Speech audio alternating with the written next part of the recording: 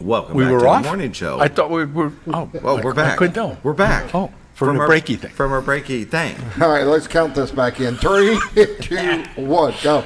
No. Well, now go. Now go, now. Welcome back to the morning show on XL7 TV. Our guest is Bob Zadora, the Z Team of Century 21 Lee Mack Realty, here to talk about this week in real estate.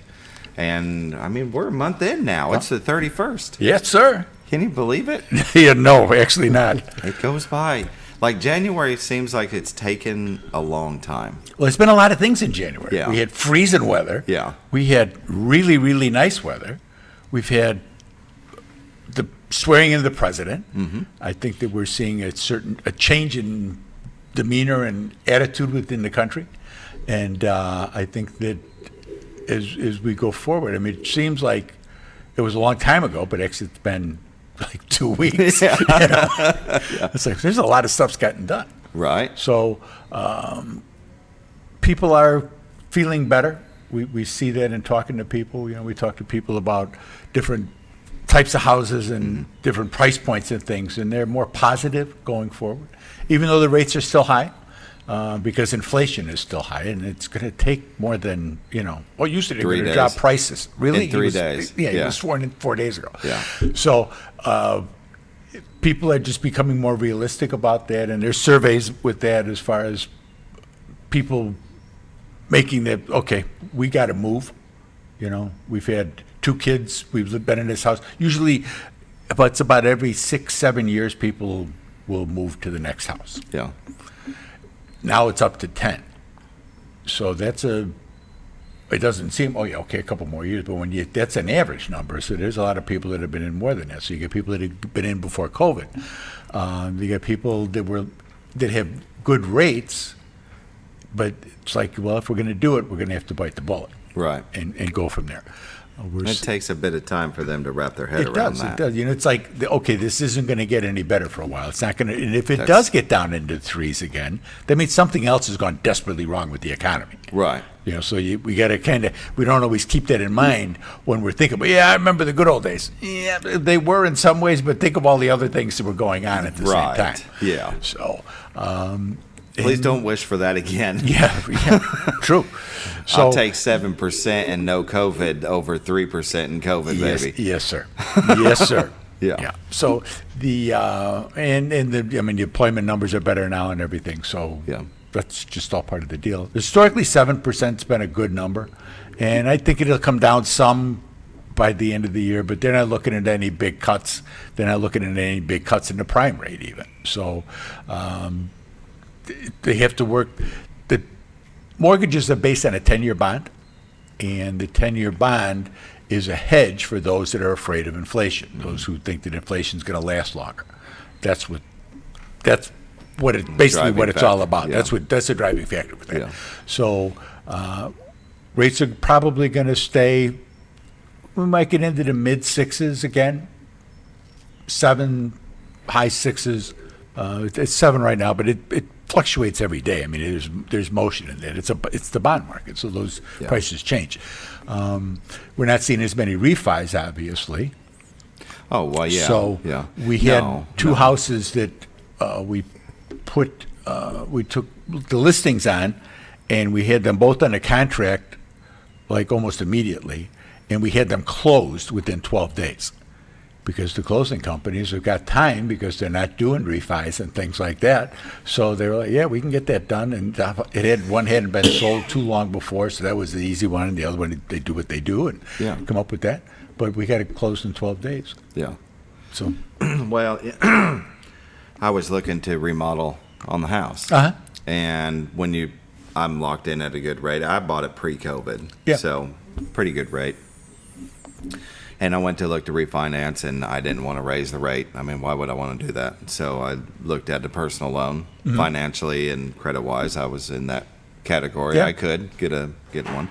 And the rate was higher than I wanted to pay. And I thought, well, how many years am I going to have to wait to get this best rate, And so I didn't want to wait. So I took what I can get now. Now, in a year or two, if it looks like I can refinance that because it's a personal loan, and Yeah. just, I mean, you're essentially starting again when you do that. You're starting over, but it's at a lower amount because you've been paying on it for a little while. Right. Well, you get more equity in the house. Yeah. So it's kind of one of them things. If you want to wait, great. But I didn't want to wait. We've been in that house for going on 6 years now, and we've been wanting to do it pretty much the whole time. Should have done it way earlier, but But You know what I But mean? life happens. You Life don't. You don't happens. know that Yeah. that's. We want to do that. We want to change that room. We want to make that bedroom bigger. We want. But you go to bed that night and you get up in the morning and go, yeah, this room's kind of small. We need to get going on this. And next thing you know, 3 years have passed. yeah. That's- And I don't want to do that again. Yeah. And so I took what I could get. I got the best rate that for my credit and my everything. Yeah. And I'm like, I didn't think it was good, but I didn't want to wait. And that's what I'm kind of the point I'm trying to get to is that if you are looking to buy a home and you're thinking, I just don't want to pay that. Why are you going to wait? Are we going to wait a year, 2 years, 3 years? And how much is it really costing? What's the difference really coming out of Yeah. your pocket? Yeah. That's what you got to look at. You kind of got to look at the bigger picture. How 30 years from now, you're never going to hold a home for 30 years anyway. Right. So you're going to sell it in the interim there. You're going to build up some equity on it. You're going to take that equity. You're going to improve your position so that when you buy the next home, Yeah. you've got more money going into it. That's the way that stuff works. Yeah. When we bought our first house and we look at what we sold it for, when we look at the work that we put into it and things, that's what you always did. But a lot of the kids they want mom and dad's house. They want granite. They want big master bedrooms with Right. walk-in closets and things like that. Well, the reason mom and dad got that is because they've worked all their lives. Right. And they saved a little bit here, and they've improved on one house, and then they moved to another, and sometimes a third. That's the way that's. They didn't start out in that house. No, No. not at all, not Yeah, at all. yeah, yeah. So, but a lot of the kids, they think that's the way it should be, and they can understand that because that's the way they grew up. Right. They grew up in a nice house. It's not always the case. Yeah, that's true. Tell us about this week in real estate. This week in real estate, there were. Get on the other page. There we go. Got to be on the right page. It helps. It does. This week in real estate, there were 54 new listings came on the market. Excuse me. 22 parcels of land, 32 homes came on the market. They range in price from $115,000 to $1.2 million, and 2 of them are taking backups. There were 32 sales, 9 parcels of land, 23 homes sold. They ranged in price from $525,000 to $19,000. That was a little trailer. Yeah. Average sale price this week was $196,000 with 96 days on market. 9 properties expired. There were 22 price changes. Currently, there's 380 homes on the MLS that you could just walk in and buy. Year to date, for the first month of, minus today. So, Okay. but year to date, there's been 62 homes have sold. The average sale price is $249,000 with 89 days on market. Last year, there had been 56 homes sold with an average sale price of $251,000 with 100 days on market. In 2023, 65 homes had sold with an average sale price of $193,000. 2022, that was the gangbuster year. That was Yeah. the real outlier. 98 homes had sold already in January. Average sale price was $248,000. In 2021, 56 homes had sold, and in 2020, 70 homes had sold with an average sale price of $162,000. Wow. So you can see how the prices See the have average. gone up. Yeah. But they've kind of plateaued in that 240, 250 range. They are. Yeah, it's past the average. 2 years. Things have kind of settled down a little bit. They're not raising as fast as they were Yeah. During COVID. And the reason they went up so fast is because you were getting 3% mortgages, 4% mortgages, so you could buy more house, and then it was a supply and demand thing, Yep. which pushed the prices Yep. up. So it was a perfect storm for sellers. Yeah. Low interest rates and a lot of demand. Oh, okay. Yeah. People were buying stuff sight unseen. People were, taking anything they could get to get out of there, wherever there was. They were looking to do that. Well, I remember at the end of 2020, November of 2020, we put ours up just to because we were seeing the prices and we were thinking, all right, let's do it and just see what happens. And we had it up for 3 weeks, just personally, and the people that were coming in were already having trouble buying a home because they were selling so fast. That was at the end of 2020. Right. So when you talk about the beginning of 22, January of 22, 90-something homes sold. So you figure all through 21, it just kept Or just going. kept building. And Yeah. it was the problem that some people found was they were selling their house and making more money than they had dreamt of. Yeah. But now they had no place to go. Yep. You know, What do you do? or there was in the houses that they were looking at were much more expensive than they wanted to spend the money on. Yeah. Well, that was why you got so much for yours. Yeah. It was because the market pressures were pushing Yeah. up, and as those pressures pushed up, then there was people that were selling their homes and buying an RV. And Yeah. putting in there's a number of places, here in town where they were just moving in and living in their RV. Some of those people may still be in there. Right. You're kind of used to that, Mm-hmm. and that's fine. And you still have that, as long as you kept that nest egg, Right. you're okay. Yeah. So you don't nickel and dime it, and you don't have that, and you're still living in the RV. That's not necessarily a good thing for Right. you. Yeah. Unless you're going to be a traveling man. That's okay.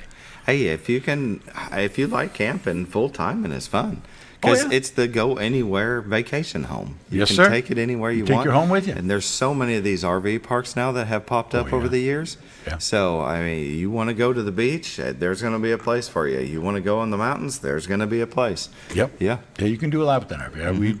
We were in the RV business for some time, and it was good. Yeah. I enjoyed it. Yeah. I enjoyed it. Very good. The only downfall is they depreciate. It's not like a house. Oh yeah, no, it's not. It's a house. not It's an not. investment. It's not an investment. As Although far as that goes. the last one we bought, we ended up making money on it when we sold it. Would you buy It was pre-COVID just and then sell it after yeah, COVID? It was just yeah. it was just right in that right time frame. Same thing, big supply and demand issues where they weren't coming out of Elkhart, which is where they're all made, coming out of Elkhart that fast. Yeah. And people couldn't get them. Yep. So again, supply and demand. So that pushed it up, and And trade values went up on your pre-owned ones, just Right. like cars Right. Oh, did. exactly. To where Exactly. you were buying that, like pre-owned cars, you were buying those for what they were selling for new the year before. yep. Crazy. Yeah, when dealers are calling you saying, "Hey, that truck's 2 years old, but I can give you the same amount that you paid for it." Yeah. Oh, okay. Then you sell it, and then But then you're in the same boat. Okay, now what are you going to drive? what are you going to drive? Yeah. But all that's pretty much has planed out. And It's- it has. things Things have have settled settled down. Well, like I down. said, there's over 300 houses on the market now. I mean, for a little while there, we were down like in the 70s. But that's all taken care of itself. Market will do that. So now there's homes that are available. You can come, you can look, you have a much bigger choice than you had before, and we can help you do that. That's what we do. What you want to do is you want to call my honey. She's at 870-405-0793. Check out the website, retiretoarkansas.net. We got a letter from Mike Mueller last night congratulating us on being 4-time Centurion winners for Century 21, which is like really, really cool. And that's because of you. The people who turn in the surveys and the comments, and there's 550 some 5-star reviews on our website that we've got from Century 21. They don't come to us and we doctor them up. I mean, they go to Century 21, Century 21 sends them to us. And, it's what it's about. It's all about the service. So Very good. give her a call, 870-405-0793. Excellent. Thank you for joining us. We're going to go ahead and take a break, and we're going to come on with some basketball players. You bet. All right. Be right back.